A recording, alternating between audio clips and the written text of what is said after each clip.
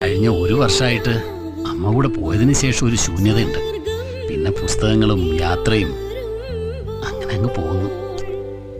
ഇപ്പോഴത്തെ കുട്ടികളുടെ ഒരു കാര്യം, മനു ഒരു ദിവസം എന്നോട് ചോദിച്ചു, ബാലമാമയ്ക്ക് അമ്മയെ വലിയ ഇഷ്ടമായിരുന്നില്ലേന്ന്.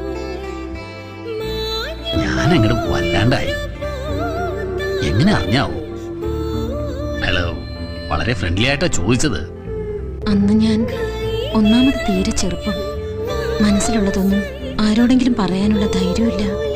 അല്ലെങ്കിലും തനിക്കതൊരു വലിയ പ്രശ്നമായിരുന്നില്ലല്ലോ. ഇഷ്ടക്കേടില്ലാന്നേ ഉള്ളൂ.